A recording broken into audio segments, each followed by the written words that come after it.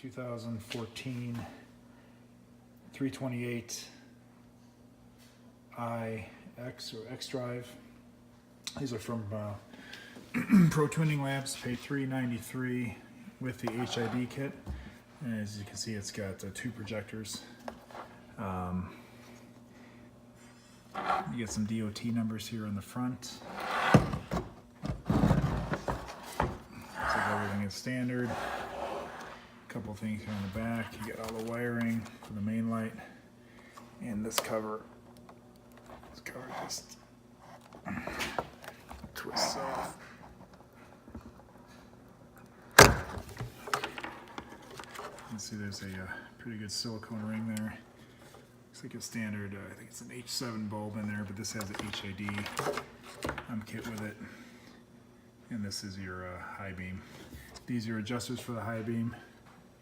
You can see that it shows like down and up.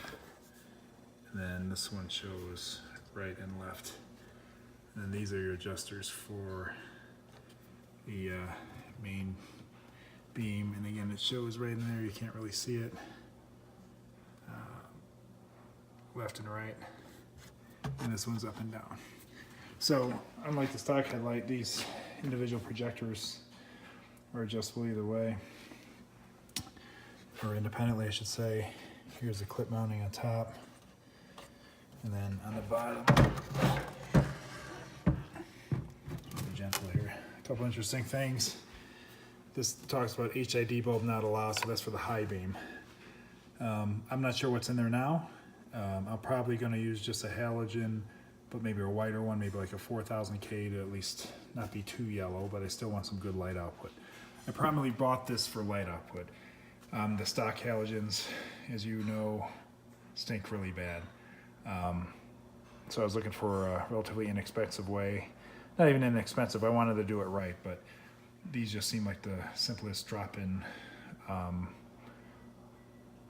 headlights that were affordable. I looked at the depot lights, but they were out of stock and they were a couple $100 more. And the depot lights only have one reflector.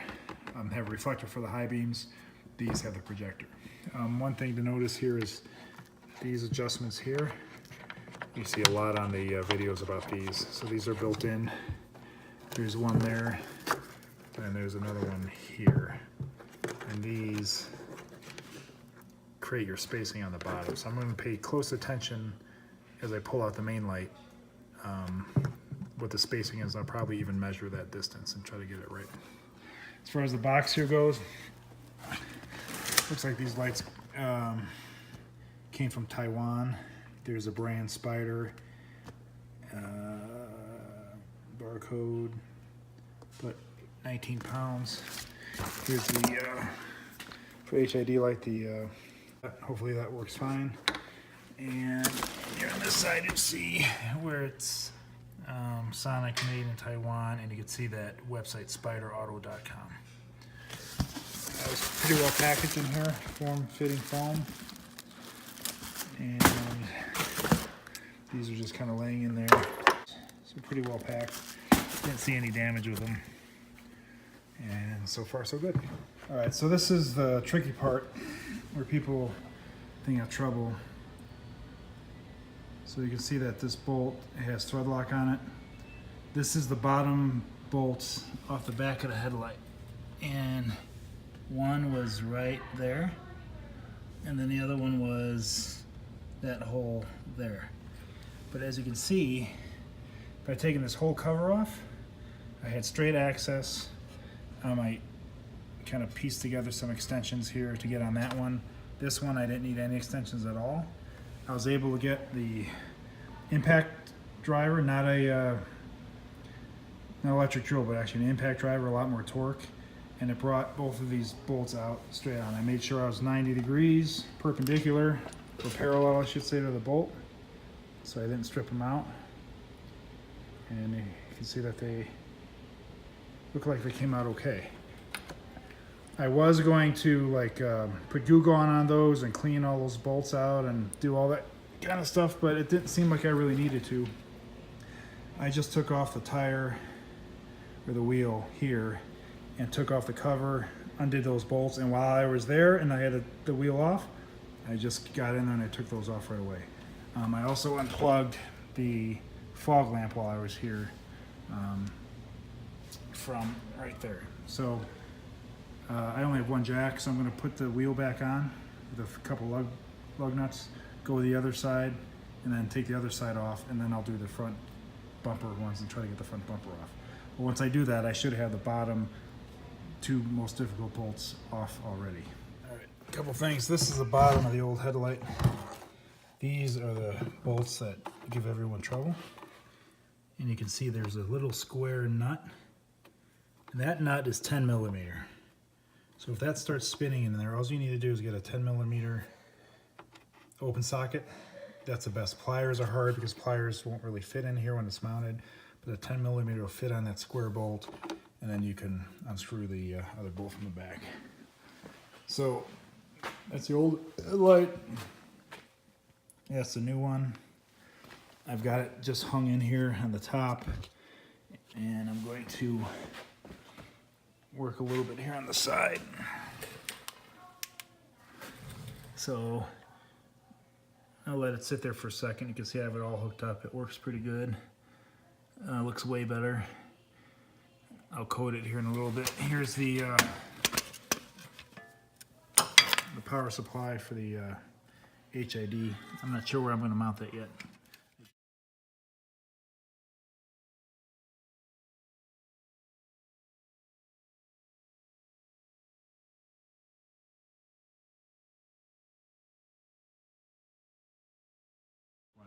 Overall, probably 4 to 5 hours.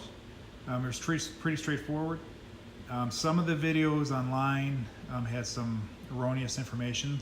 For example, underneath here you have some, I think they're 8 or 10 millimeter bolts, and then some people said you had to take off these pins, like with a panel popper.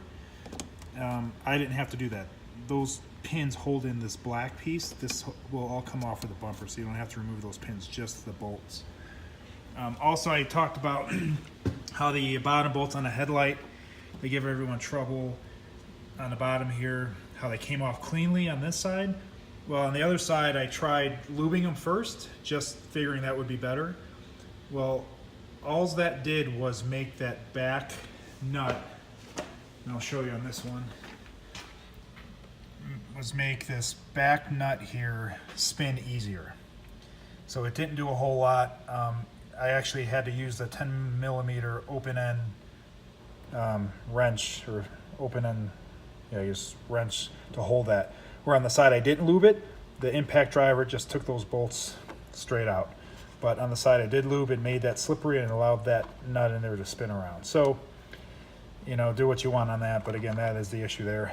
I did measure these and then try to get the new lights to measure the same and put them in. I still had to adjust the lights as I was putting them in. So primarily the gap I was looking at was here. I would take a picture of your old lights first, and then you could try to get your new ones to match. But this whole headlight will tilt up and down depending on how you mount those bottom bolts, how high you mount the headlight, etc. I don't think anyone ever notices because you have this different gap. I think it looks fine, but it's just something to kind of keep in mind.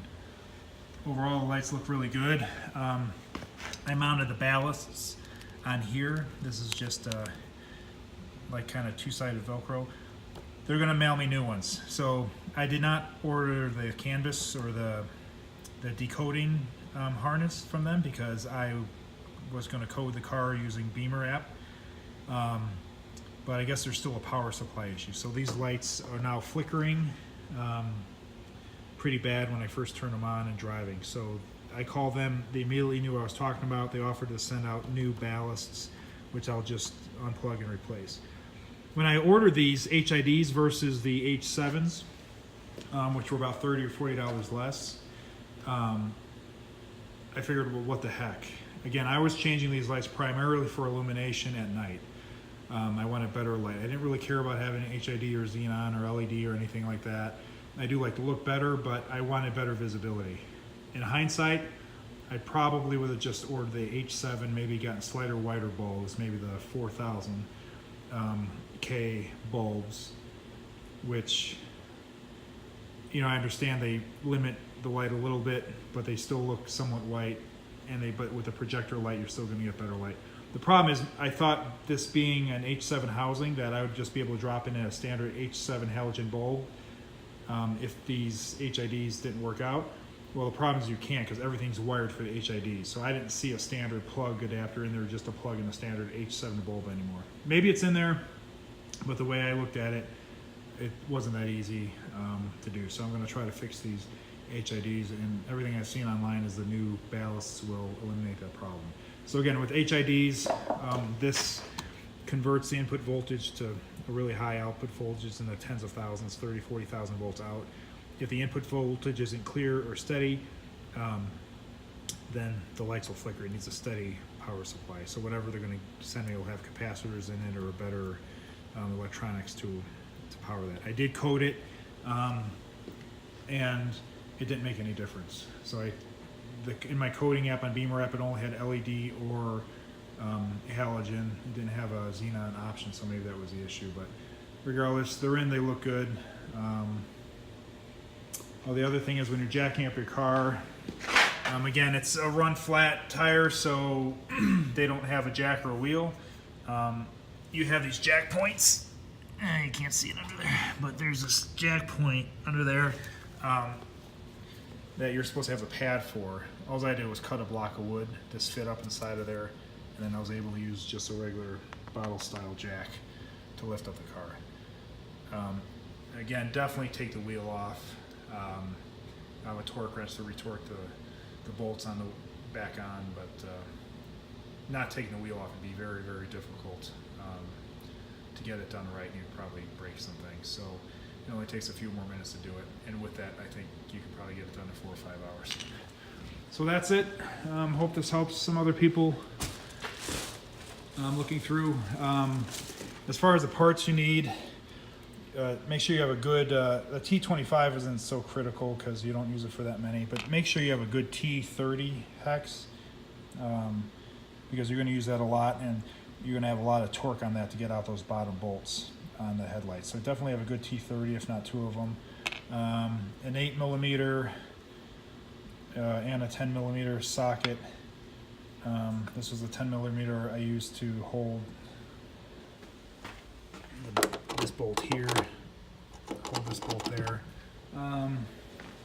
Your standard extensions, an air ratchet really helped me out to do all that, but really you only need a few basic tools. This is my lock nut, my torque wrench, and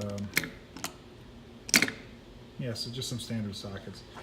These bolts, specifically the ones that come up into here, are very difficult if that wheel isn't off and that inner panel isn't completely off. That's it. Thanks. This is a new ballast sent to me by Pro Tuning Labs. There's no markers on it at all. There's really no information. I saw something online saying this might be a 55 watt ballast versus a 35 watt. But again, they sent it out. I called Saturday. They seem to know exactly what the problem was, almost too easily. Like they should have sent this to begin with. But this is a nice metal case. And I plugged it in.